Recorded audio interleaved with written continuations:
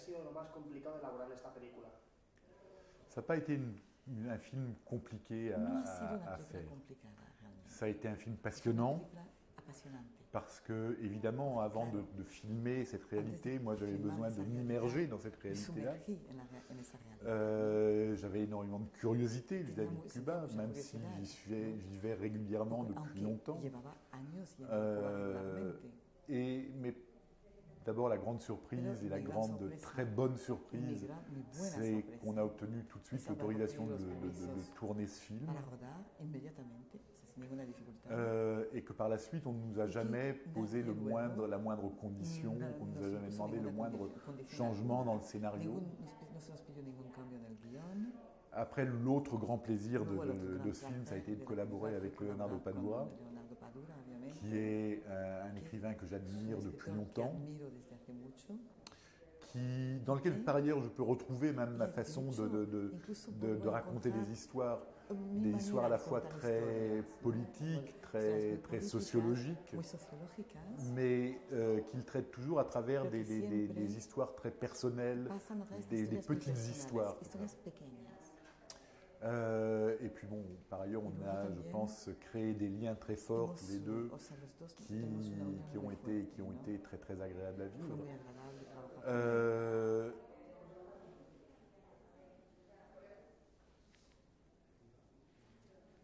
¿Cuál ha sido el mensaje final que has querido transmitir a los espectadores? Ce qui, moi, me frappe quand je vois le film, c'est qu'effectivement, on parle de l'histoire cubaine, en particulier des 60 dernières années de cette révolution qui a commencé en 59. Mais qu'en même temps, on nous parle de choses beaucoup plus universelles, qui me permettent, moi, en tant que Français, de me reconnaître dans cette histoire et dans ces personnages. J'ai l'impression que le film nous parle de notre soif d'idéal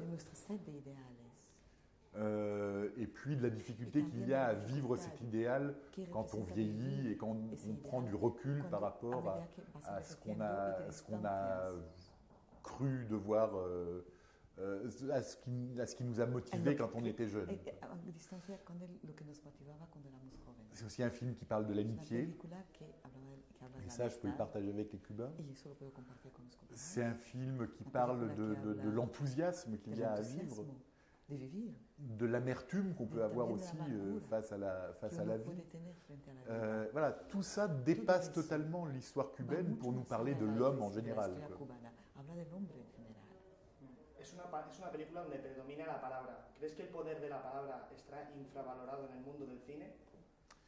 En tous les cas, moi j'aime bien filmer les dialogues, j'aime beaucoup que les gens nous racontent leurs histoires. Et là, j'ai eu l'impression que mon rôle dans cette histoire, c'était vraiment de donner la parole à des Cubains, d'écouter leurs histoires, d'essayer de partager avec eux cette expérience qu'ils ont vécue et que nous, on a regardé de loin en l'idéalisant un peu aussi. Ce qui m'intéressait, c'est de confronter cette mythologie de la révolution cubaine à la réalité de la vie des Cubains. Eres consciente de las mejoras de relación con Estados Unidos. ¿Tú crees que cambiaría la vida a gente como esos protagonistas? Pour avoir discuté avec beaucoup de Cubains depuis quelques temps, je sens qu'il y a chez eux à la fois un grand espoir,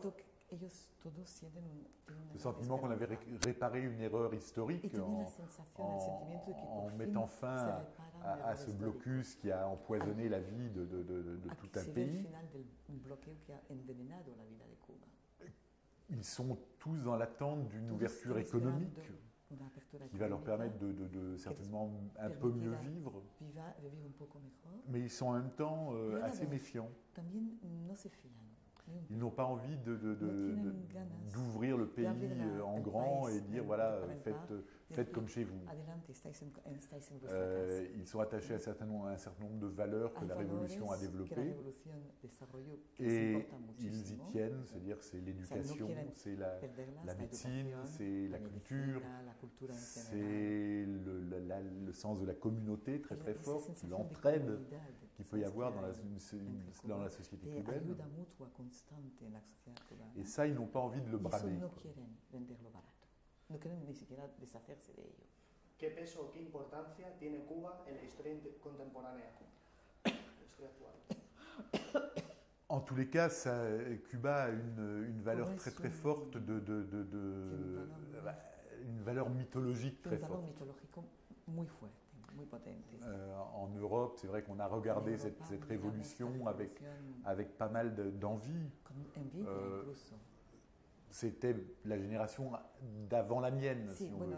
Moi, c'est vrai que quand j'ai commencé à m'intéresser à la politique, on avait déjà pris un peu de recul vis-à-vis de cette expérience, parce qu'on voyait bien déjà les limites de l'expérience. Mais c'est vrai que des générations entières de gens de gauche ont vibré avec l'histoire cubaine. Et puis c'est vrai que ça nous pose une vraie question qui est qu'est-ce qui se serait passé si on avait laissé à cette expérience la possibilité de se développer, si les États-Unis n'avaient pas fait ce blocus, si on n'avait pas ostracisé le pays. Tú como francés, ¿cómo valoras la situación del cine de tu país? Je suis assez inquiet en fait vis-à-vis du cinéma français, où j'ai l'impression que de plus en plus on va vers un cinéma à deux vitesses. D'un côté des films, des grosses comédies, des films d'action qui continuent à se faire assez facilement, et de l'autre côté des films très très bon marché qui réussissent à se faire juste parce que tout le monde fait un effort énorme pour qu'ils existent. Et au milieu, il y a tous ces films du milieu, comme on les a appelés, qui vont avoir de plus en plus de mal à exister parce qu'ils coûtent quand même de l'argent et qu'on a très très peu de chances de le récupérer. Alors heureusement, on a encore un système de régulation de tout ça à travers le système d'aide du Centre national du cinéma qui vient contrebalancer la violence du marché. Je ne sais pas combien de temps on va réussir à maintenir cette espèce d'exception culturelle. On se bat beaucoup pour ça. Mais est-ce qu'on sera assez fort? J'en sais rien. Como cineasta, ¿tienes algún director que te haya ayudado en tu carrera? Pas un réalisateur. J'ai beaucoup d'influences. Je pense que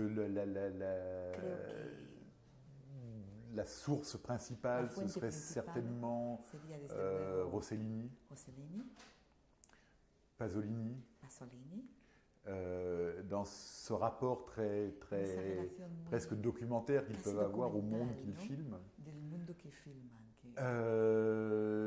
Et puis en même temps, la façon dont ils arrivent à transcender cette réalité pour arriver à quelque chose de presque mystique dans le cas dans les deux cas, dans Rossellini et Pasolini d'ailleurs.